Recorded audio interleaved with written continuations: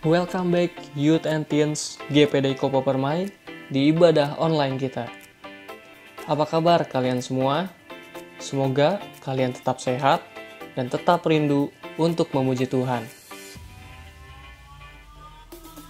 Sebelum kita mulai ibadah kita, yuk kita siapkan hati kita, hati yang terbaik untuk menikmati hadirat Tuhan.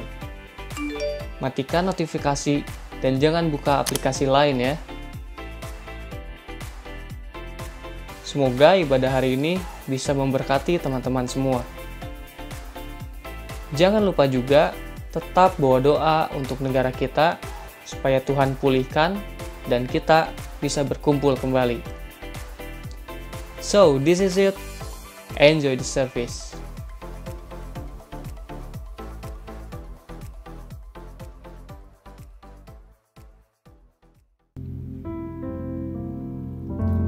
Selamat sore rekan-rekan pemuda remaja yang dikasihi Tuhan Yesus Kristus.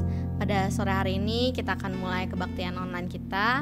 Saya ajak kita semua untuk menyiapkan hati dan pikiran untuk menyembah, memuji, dan mendengarkan firman Tuhan.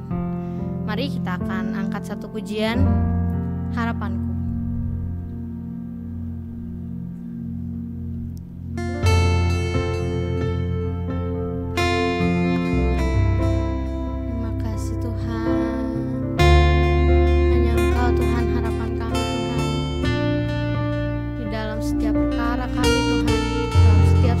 Dan kondisi Tuhan dalam hidup. Terima kasih Tuhan Yesus.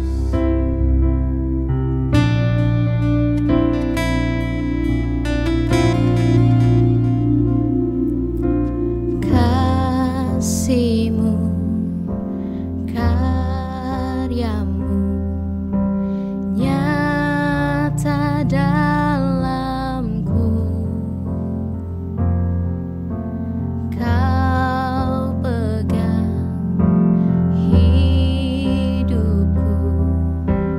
Dalam tangan-Mu, darah-Mu, salib-Mu tebus hidupku. Nama-Mu berkuasa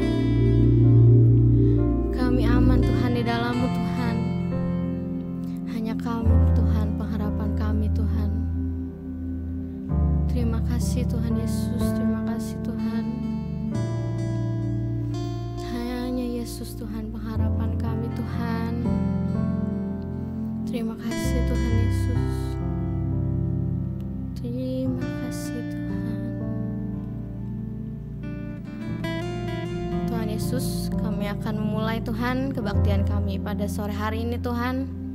Tuhan tolong pimpin jalannya ibadah Tuhan pada awal, pertengahan hingga akhir Tuhan. Tuhan juga tolong pimpin dan berkati Tuhan para pemuda dan remaja yang mungkin mengikuti kebaktian ini secara online Tuhan di rumah. Tapi kami percaya Tuhan bahwa Engkau hadir Tuhan. Engkau hadir dan melawat Tuhan kebaktian pada sore hari ini Tuhan. Tuhan juga tolong pimpin dan berkati kami Tuhan, para pelayan-Mu ya Tuhan, agar apa yang kami lakukan Tuhan pada sore hari ini Tuhan dapat mengharumkan nama-Mu saja Tuhan. Biar nama-Mu Tuhan yang ditinggikan melalui kebaktian, melalui pujian, melalui firman, melalui pelayanan kami pada sore hari ini ya Tuhan. Terima kasih ya Tuhan, kami serahkan kebaktian ini hanya di dalam nama Tuhan Yesus Kristus. Haleluya, amin. Masih semangat teman-teman? Kita akan mengangkat satu lagu pujian berjudul Denganmu Tuhan. Bersama Tuhan kita akan melewati semuanya. Bersama Tuhan Yesus kita akan menghadapi semuanya.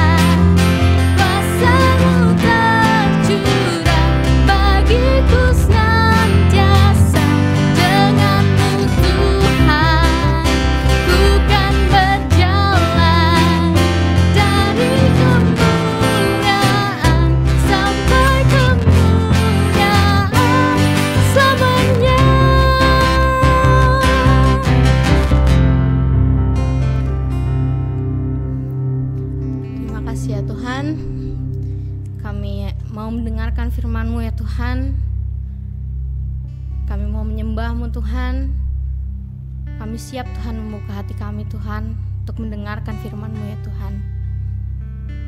Terima kasih ya Tuhan, terima kasih Tuhan. Oh, terima kasih Tuhan.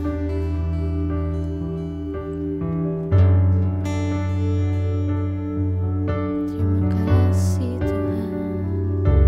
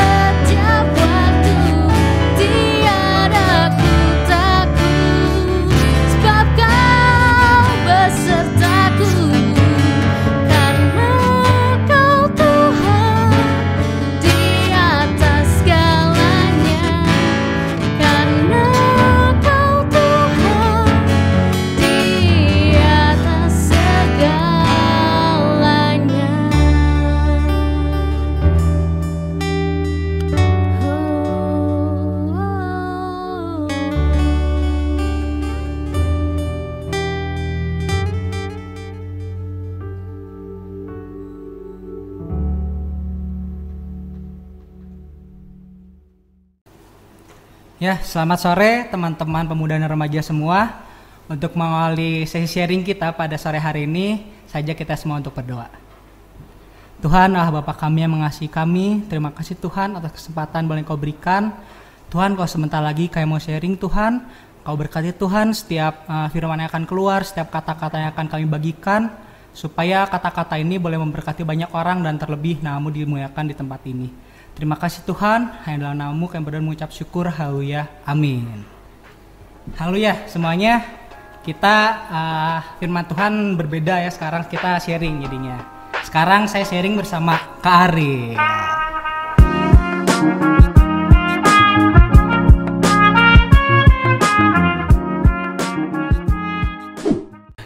Gimana setelah sekian lama di rumah?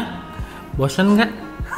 Duh, bosan banget Kak. Sekarang buat ngambil gambar buat sharing ini aja saya senang banget gitu ya, karena akhirnya keluar gitu. Akhirnya dari kemarin di rumah rambut udah nggak karuan, nggak cukur, ini kumis baru cukur tadi buat syuting.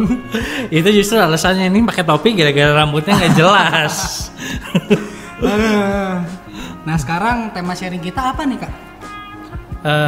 Hari ini kita mau sharing tentang limited to unlimited. Limited to unlimited ya. Kuota HP bukan Kak? Bukan ya? Bukan.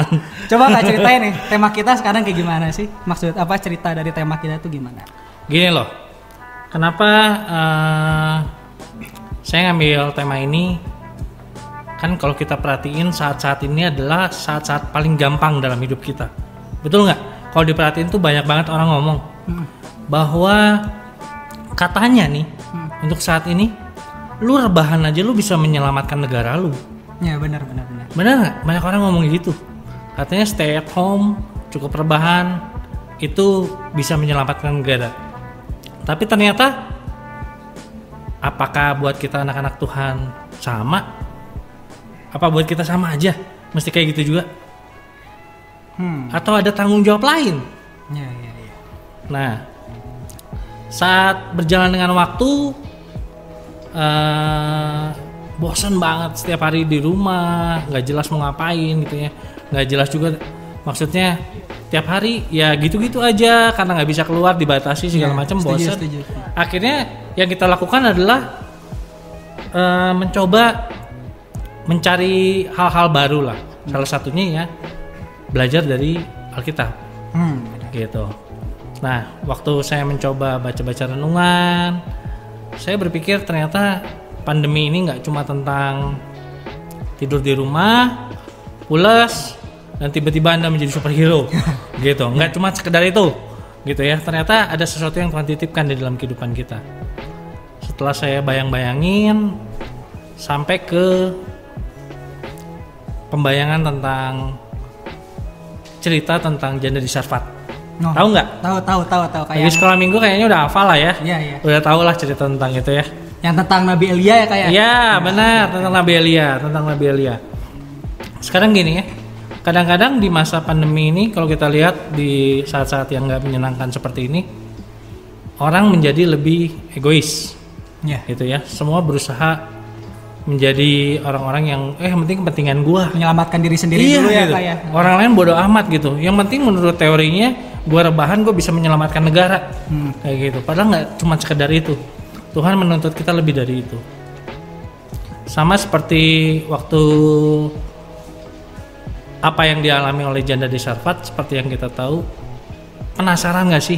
Saya bertanya-tanya dalam hati saya, kenapa Tuhan tuh harus mengambil dari orang yang udah susah, udah janda, punya anak satu, makanan cuman segitu-gitunya, tepungnya cuman segitu, minyaknya juga cuman segitu-gitunya.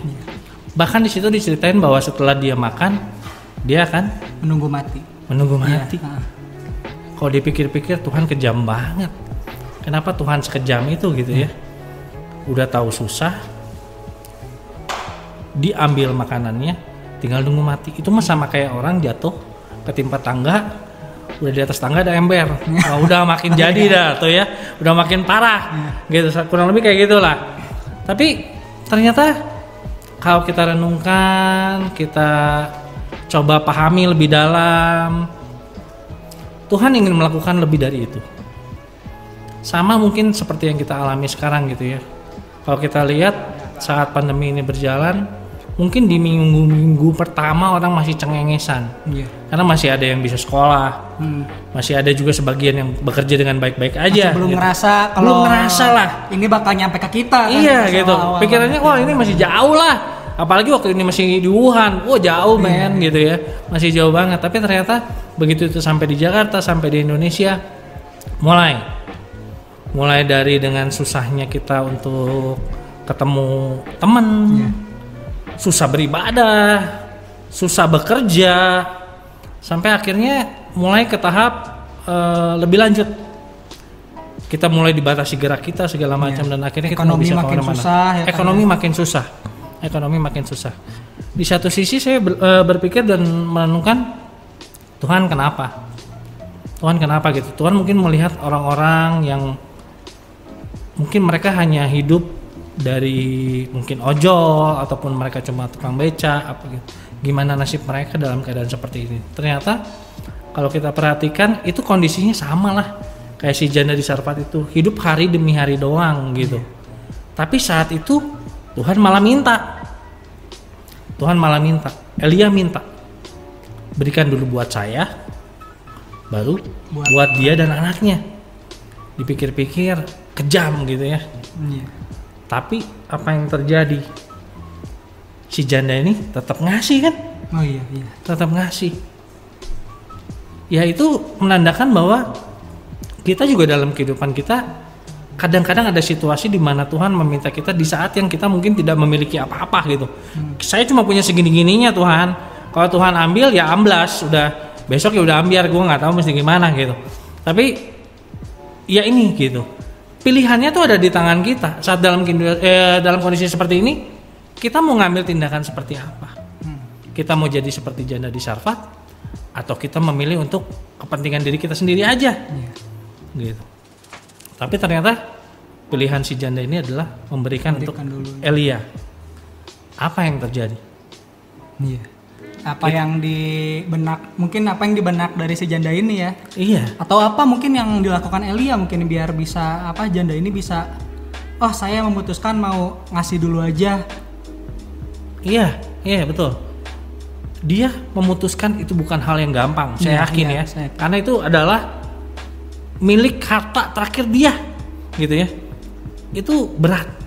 Saat seseorang meminta apa yang kita punya cuman segitu-gitunya diminta, itu berat banget. Tapi dia memilih untuk memberikannya. Dan akhirnya setelah dia berikan, Elia udah dapat makanannya, dia juga bikin untuk dia dan anaknya. Tuhan berbuat ajaib. Betul ya? Iya. Seperti yang kita lihat ceritanya, bahwa ternyata janda itu kasih karunia sama Tuhan, bahwa tepungnya, minyaknya walaupun cukup, tapi dia bisa lewatin hari demi hari tidak habis. Ini yang saya maksud. Kadang dari sesuatu yang terbatas, dari yang si janda itu punya, ternyata Tuhan pengen ambil untuk menguji, supaya dia bisa ganti dengan yang tidak terbatas. Tinggal gimana sikap hati kita. Apa yang mau kita berikan? Apakah kita pikir untuk diri kita sendiri atau untuk orang lain? Sama dengan pendengar cerita ini kayak 5 roti dan 2 ikan. Pasti pernah. Nggak mungkin kalau nggak dengar ya. Nggak mungkin kalau nggak pernah dengar. Cerita itu udah hits banget. Tapi buat saya cerita itu bukan tentang semata-mata tentang Tuhan ngasih makan orang banyak, tidak cuma sekedar gitu aja, mujizat terjadi, udah gitu, bukan gitu doang. Di situ ada sesuatu yang menarik. Apa tuh Kak? Kenapa sih Tuhan mengambil sosoknya adalah seorang anak? Kenapa nggak orang dewasa atau dari gerombolan itu ya? Iya. Kan banyak orang dewasa di situ harusnya. Pertama gini, sorry nih, coba aja bayangin kalau anak-anak itu nggak pernah mikir biasanya. Dia mau kasih enggak. Gitu. Misalkan waktu kamu kecil, mintalah coklatnya gini. Kalau dipalaknya sama yang lebih gede kan, ya udahlah ya, cari aman, kasih aja udah beres kan gitu ya. Karena anak kecil tuh nggak banyak mikir, nggak banyak pertimbangan. Dia cuma melakukan, ya udah lakukan. Beda sama orang dewasa. Kadang-kadang orang dewasa lebih banyak pertimbangan, nanti gimana. Yang akhirnya malah jadinya nggak terjadi apa-apa. Gitu-gitu aja. Kalau diperhatiin dari cerita 5 roti dan 2 ikan, tanpa ada hati yang memberi dari anak itu, mujizat nggak akan pernah terjadi. Betul nggak? Nggak bakal jadi apa-apa ya. Bener. Bayangin dong, kalau misalkan ternyata nih ya, waktu lagi si anak itu diminta, ini 5 roti dan 2 ikan. Nah, saat diambil, diminta dan diberikan, diambil, mungkin si orang tua kan hanya ngebekelin dia doang 5 roti dan 2 ikan. Sedangkan saat itu begitu banyak orang. Apakah mujizat bisa terjadi seandainya 5 roti dan 2 ikan itu tidak diberikan? Nggak jadi. Tetap ada hati yang harus memberi, baik si janda maupun juga 5 roti dan 2 ikan dari anak ini. Ada pengorbanan yang harus dikasih ya Kak ya. Ada pengorbanan yang dilakukan. Mereka tidak hanya mau menerima, tapi mereka belajar dulu untuk memberi dari apa yang mereka miliki. Memberi dari keterbatasan. Kita pengen hal-hal yang besar, pengen hal-hal yang mungkin spektakuler. Tapi ternyata Tuhan melihat dari potensi yang kita punya, hati kita. Saat kita mempunyai hati yang memberi, maka banyak hal yang bisa kita pertimbangkan bahwa mujizat itu akan terjadi. Mujizat bisa terjadi kalau kita mau memberi. Kalau kita mau memberinya untuk Tuhan, Tuhan yang akan lakukan bagiannya Tuhan. Bukan cuma sekedar ya udah pokoknya yang penting gue selamat dulu, orang lain terserah lu gitu. Tapi di sini kita bisa belajar dari 2 sosok ini, hati yang memberi mengizinkan Tuhan meluaskan pekerjaannya, kemuliaan Tuhan dapat dinyatakan. Kalau itu berasal dari hati yang murni, dia mau memberi, mujizat akan terjadi dan Tuhan akan dimuliakan. Dari 2 cerita ini kita lihat ya, begitu ajaib. Minyak dan tepung yang tidak pernah habis, gitu ya. Dan juga 5 roti dan 2 ikan yang bisa ngasih makan, bahkan masih ada sisanya.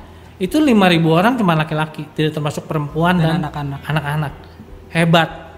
Cuma dari hal yang terbatas, yang kecil, tapi Tuhan bisa melakukan hal yang tidak terbatas. Gini ya, saya mau sharing nih.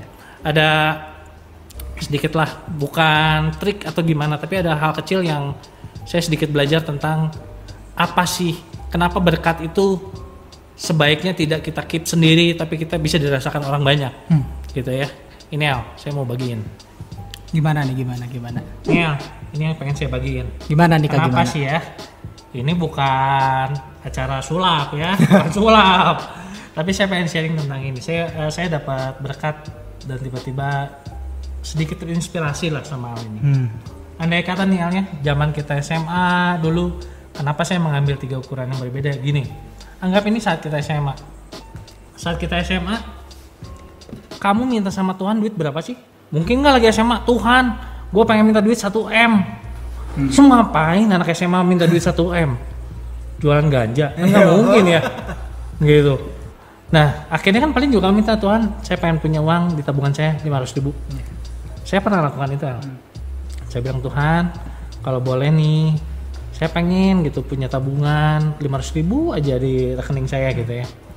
Nah, akhirnya berjalan dengan hari, anggap ini berkat Tuhan ya. Oke.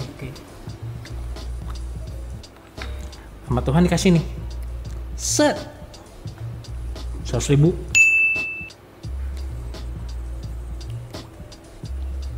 300.000 penuh, 500.000. Sampai 500.000 ini udah tuh, misalkan Tuhan kasih 500.000, ada dikembali ke sikap hati saya. Saya mau apain? Duit 500.000 buat saya sendiri atau buat apa? Di situ yang Tuhan nilai, saya rasa. Tuhan pengen tahu saat gue kasih lu nih, lu minta 500.000, gue kasih tuh berkatnya 500.000. Lu pakai buat apa? Diri lu sendiri atau lu bagi sama orang lain? Kalau kamu nih sebagai yang ngasih, ngelihat jumlahnya 500.000 terus, nggak berkurang, kamu tambahin nggak? Pengennya ditambahin, tapi kalau ditambahin apa yang terjadi? Tumpah kemana-mana. Nih, misalkan ditambahin ya, Iya.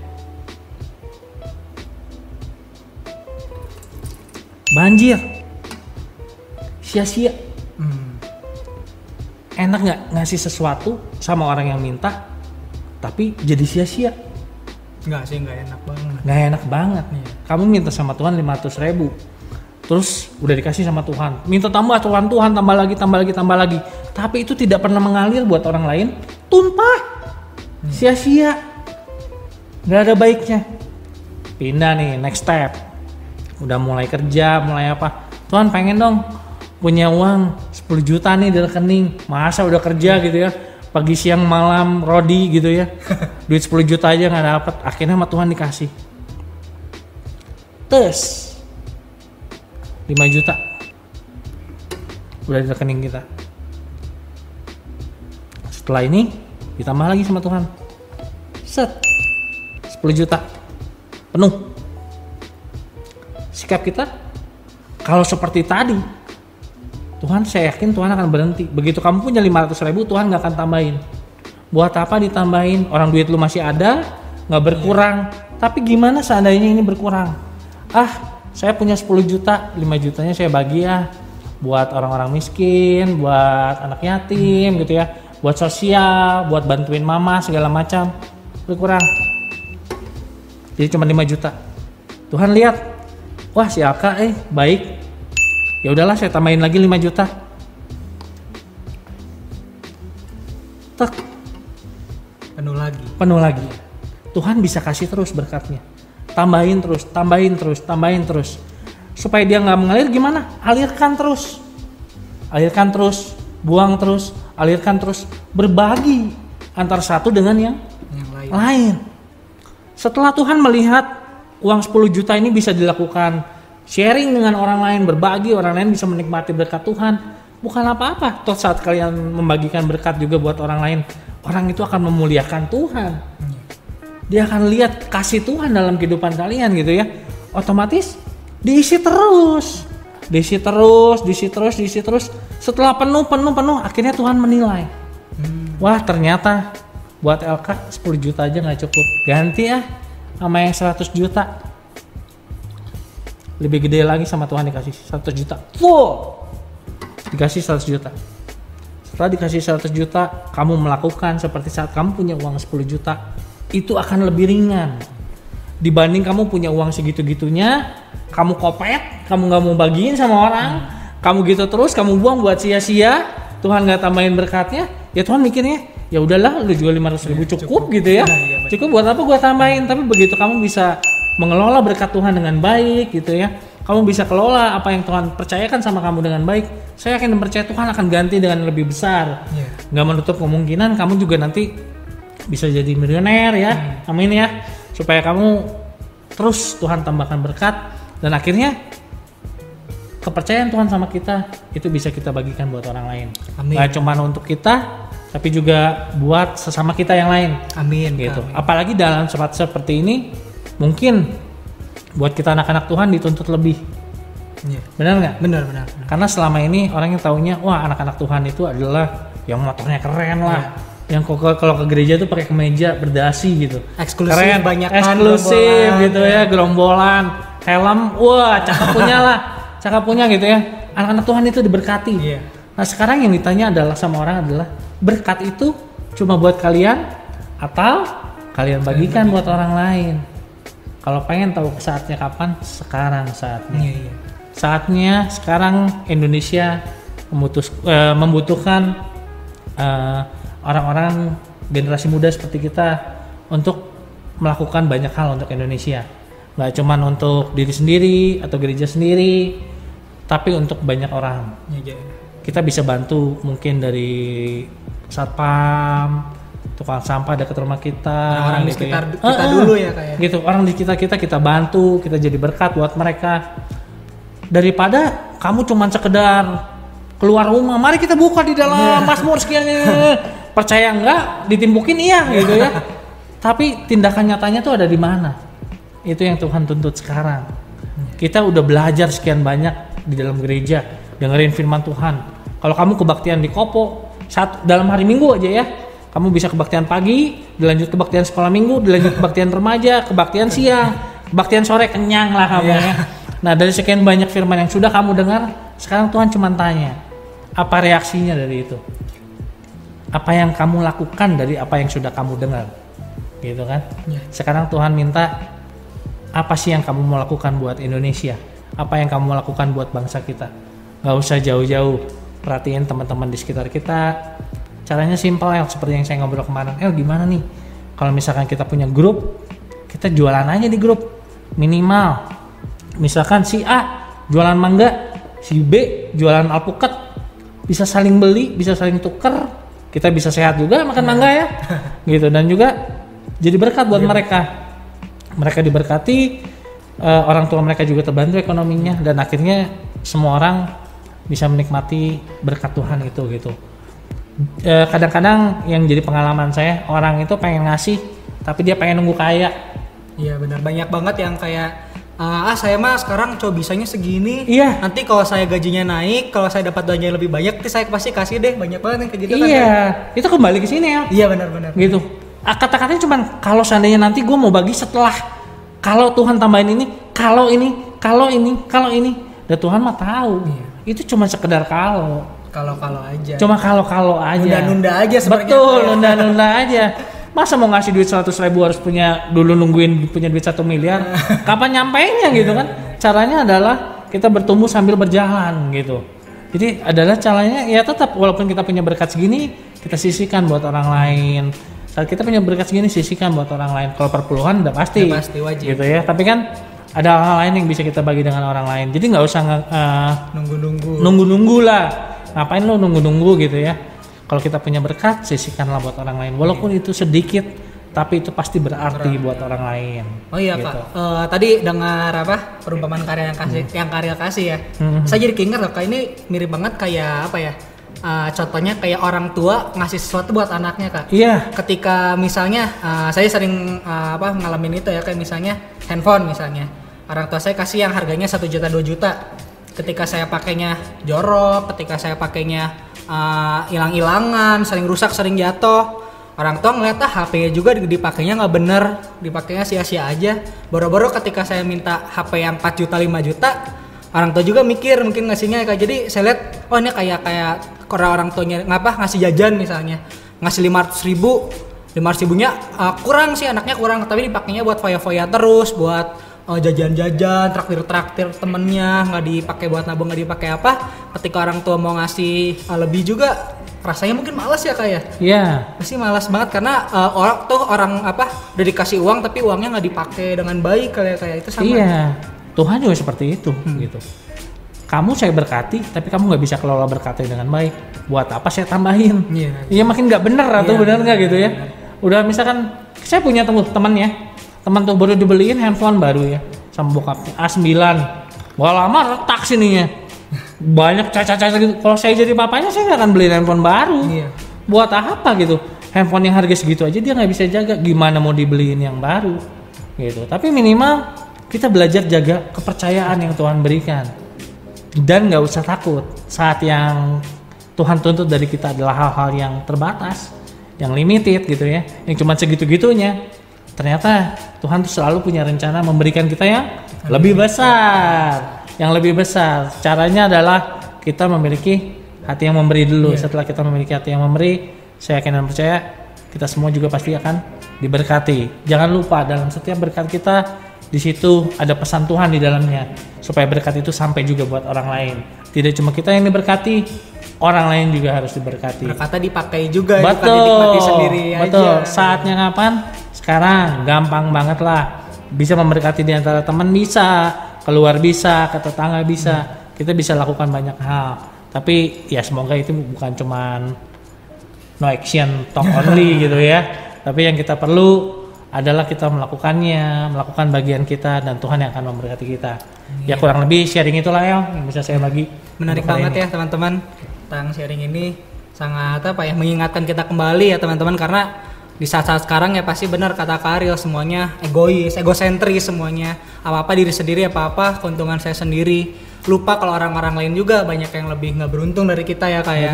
Banyak banget yang bergantung semuanya dengan misalnya kayak tukang yang ojek online misalnya ya. Driver kan sekarang ngangkut penumpang udah nggak boleh ya kayak coba boleh ngangkut makanan doang. Terus sekarangnya kan makin sepi, tempat makan makin sepi, banyak kafe-kafe, restoran, tempat makan yang tutup. Di dekat kampus saya Karil semuanya tutup gitu ya, jadi kasihan banget kan karena mereka bergantung sama anak-anak rantaunya sekarang nggak ada. Bayangin karyawannya berapa banyak yang di rumah gitu. Mereka juga perlu makanan. Ya dengan berkat yang kita punya, kita bisa bagi buat orang lain. Gak usah nunggu kaya. Kalau pengen jadi berkat buat orang lain. Seberapa yang Tuhan percayakan, lakukan itu dari yang kecil. Saat kita lakukan itu dari yang kecil, Tuhan akan lakukan yang besar. Kalau pengen berkat yang kecil, terima itu dulu, nikmati itu dulu, percayakan sama Tuhan. Saat Tuhan percaya kita bisa mengelola dari hal yang kecil, Tuhan akan tambahkan yang besar.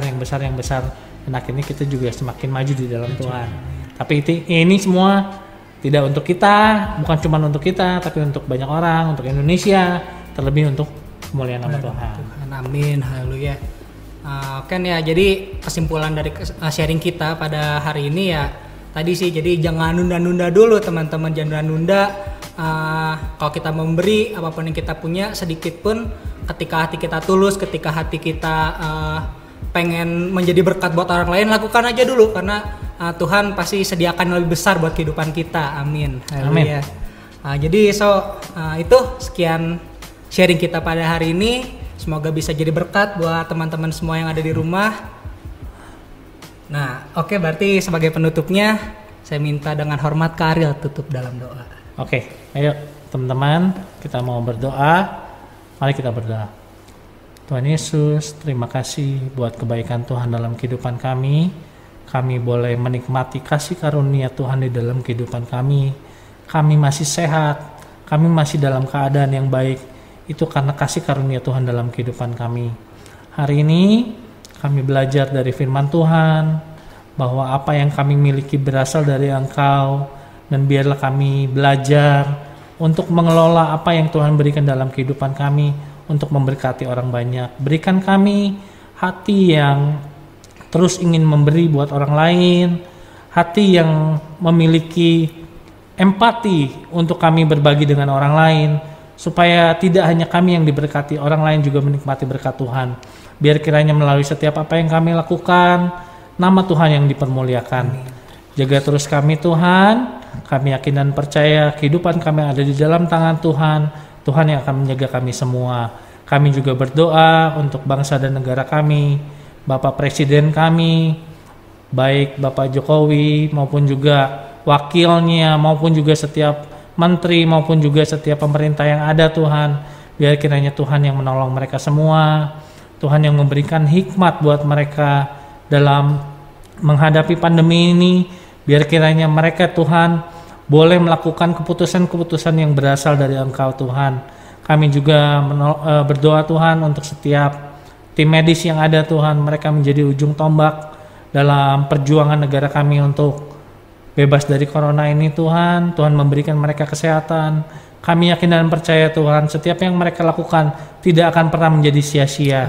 Mereka akan terus diberkati, mereka akan terus sehat. Biar kiranya apa yang mereka lakukan itu menjadi ucapan syukur mereka buat apa yang Tuhan percayakan dalam kehidupan mereka. Terima kasih Tuhan. Kami juga berdoa buat gereja kami Tuhan, GPDI Kopermai. Tuhan menolong Bapak Gembala kami, Bu Rohani, keluarganya, setiap pengerja yang ada Tuhan, setiap majelis yang ada, setiap aktivis yang ada, maupun setiap kami jemaat GPDI Kopermai. Kami menyerahkan kehidupan kami ke dalam tangan Tuhan. Tuhan yang menyehatkan kami, Tuhan yang menjaga kami, dimanapun kami berada, biarlah kami boleh berdampak buat orang banyak. Terima kasih Tuhan. Kami mengucap syukur buat hari ini, buat apa yang kami terima. Dalam nama Tuhan Yesus kami berdoa mengucap syukur. Haleluya. Amin. Amin.